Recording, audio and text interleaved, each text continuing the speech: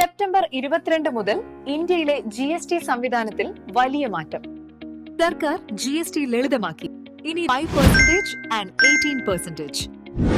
മുൻപുണ്ടായിരുന്ന 12%, 28% തുടങ്ങിയ സ്ലാബുകൾ ഒഴിവാക്കിയിരിക്കുന്നു.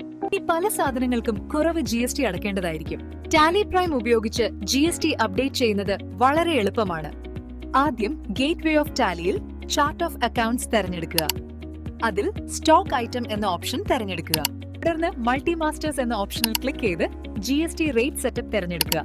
അതിൽ നിങ്ങൾക്ക് ഒരൊറ്റ ഐറ്റത്തിന്റെ നിരക്ക് മാത്രമാണ് മാറ്റേണ്ടതെങ്കിൽ ഐറ്റം സെലക്ട് ചെയ്ത ശേഷം ഓൾ പ്ലസസ് അമർത്തുക. തുറന്നു വരുന്ന വിൻഡോയിൽ ആവശ്യമായ നിരക്ക് നൽകി സേവ് ചെയ്യുക. നിങ്ങൾക്ക് ഒന്നിലധികം ഐറ്റങ്ങളുടെ നിരക്ക് ഒരുമിച്ച് മാറ്റണമെങ്കിൽ മാറ്റേണ്ട എല്ലാ ഐറ്റങ്ങളും സെലക്ട് ചെയ്ത ശേഷം ഓൾ പ്ലസസ് അമർത്തുക. തുറന്നു വരുന്ന വിൻഡോയിൽ ഡേറ്റ് കൊടുത്ത ശേഷം പുതിയ GST റേറ്റ് ചേർത്ത് സേവ് ചെയ്യുക. ഇങ്ങനെ ടാലി പ്രൈമിൽ എളുപ്പത്തിൽ GST റേറ്റ് അപ്ഡേറ്റ് ചെയ്യാം.